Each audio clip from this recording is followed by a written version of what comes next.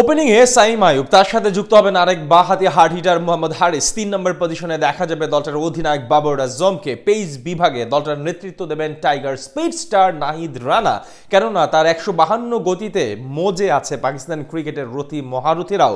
PSL এর এবারকার আসরের জন্য শক্তিশালী স্কোয়াড তৈরি করছে পেশোয়ার জালমি। নিঃসন্দেহে এবারকার আসরটি সবচেয়ে শক্তিশালী দল হতে যাচ্ছে নাহিদ রানা, বাবর আজমরাই। পিএসএল এর এবারকার আসরে কেমন হতে পারে দলটার একাদশ জেনে নেব প্রতিবেদনে।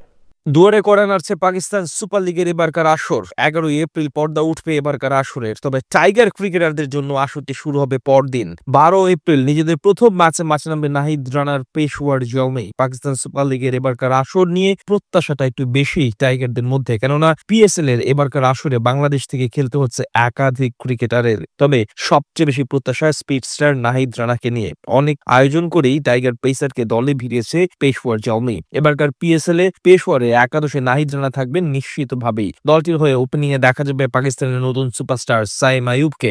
সাম্প্রতিক সময়ে দারুণ ফর্মে রয়েছেন তিনি। সাইম আইয়ুবের সাথে ওপেনিং এ দেখা যেতে পারে আরেক পাক ক্রিকেটার মোহাম্মদ হারিসকে। গত পিএসএল এ ব্যাটাতে দারুণ করেছিলেন তিনি। 3 নম্বরে দেখা যেতে পারে পাকিস্তানের সবচেয়ে সফল ব্যাটার বাবর আজমকে। গত পিএসএল এ সবচেয়ে বেশি 569 রান করেছেন তিনি। দলের ব্যাটিং এর মূল দায়িত্ব পালনের পাশাপাশি দলটার অধিনায়কও থাকবেন তিনি। 4 নম্বর পজিশনে দেখা যেতে পারে টম ক্যাডমোরকে। পিএসএল এ নিয়মিত পেশোয়ারের হয়ে মাঠ মাতান তিনি। 5 নম্বর দেখা যেতে পারে সদ্য চ্যাম্পিয়ন্স ট্রফিতে খেলা হুসাইন তালাতকে। বিপিএল এর এবারকার আসরে চিটাগং কিংস এর হয়ে খেলেছিলেন তিনি। পেশোয়ার জালমির হয়ে নিয়মিত দেখা যেতে পারে তাকে। ফিনিশিং এ দলটিতে রয়েছে একাধিক নামিদামি ক্রিকেটার। পাকিস্তানের আসিফ আলীর সাথে Afghan hard hitter batter Najibullah জাদরানু রয়েছে দলটাতে। তবে তাদের দুজনের একসাথে একাদশে থাকার সম্ভাবনা কম। সাম্প্রতিক ফর্ম বিবেচনা করে জাদরানের উপরই ভরসা রাখবে দলটা। পেস বোলিং অলরাউন্ডার হিসেবে আমির জামেলের একাদশে থাকাটা নিশ্চিতই। ব্যাট হাতে পারফর্ম করার পাশাপাশি বোলিং এ রাখতে পারেন সমান ভূমিকা।